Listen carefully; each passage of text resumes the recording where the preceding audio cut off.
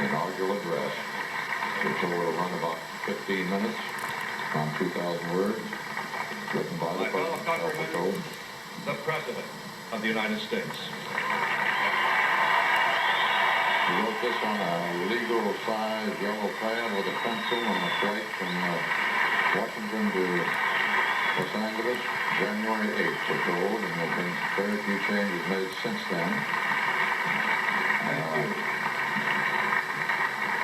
It'll be about the same length as President Carter's address, we're told, about 15 minutes. Senator Hatfield, Mr. Chief Justice, Mr. President, Vice President Bush, Vice President Mondale, Senator Baker, Speaker O'Neill, Reverend Mumaw, and my fellow citizens. To a few of us here today, this is a solemn and most momentous occasion. And yet in the history of our nation, it is a commonplace occurrence.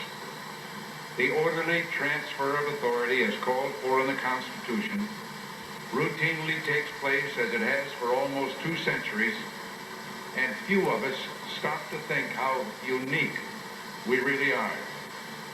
In the eyes of many in the world, this every 4-year ceremony we accept as normal is nothing less than a miracle. Mr. President, I want our fellow citizens to know how much you did to carry on this tradition. By your gracious cooperation in the transition process, you have shown a watching world that we are a united people pledged to maintaining a political system which guarantees individual liberty to a greater degree than any other.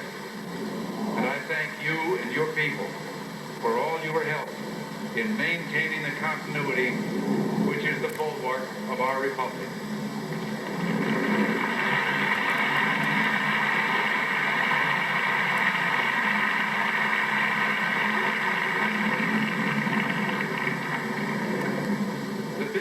Our nation goes forward.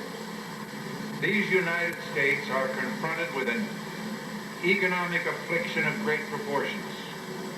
We suffer from the longest and one of the worst sustained inflations in our national history. It distorts our economic decisions, penalizes thrift, and crushes the struggling young and the fixed income elderly alike. It threatens to shatter the lives of millions of our people. Idle industries have cast workers into unemployment, human misery, and personal indignity. Those who do work are denied a fair return for their labor by a tax system which penalizes successful achievement and keeps us from maintaining full productivity.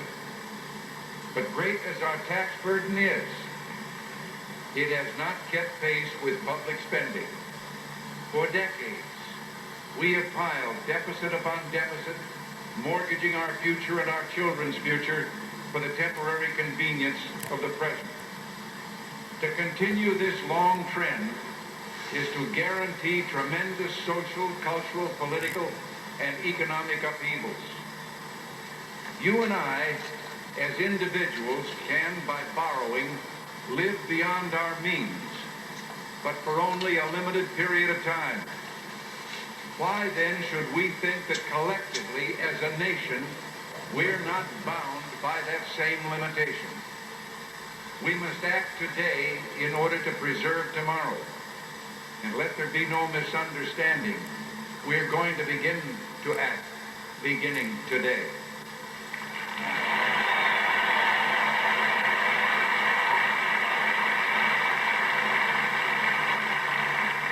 The economic ills we suffer have come upon us over several decades. They will not go away in days, weeks, or months, but they will go away.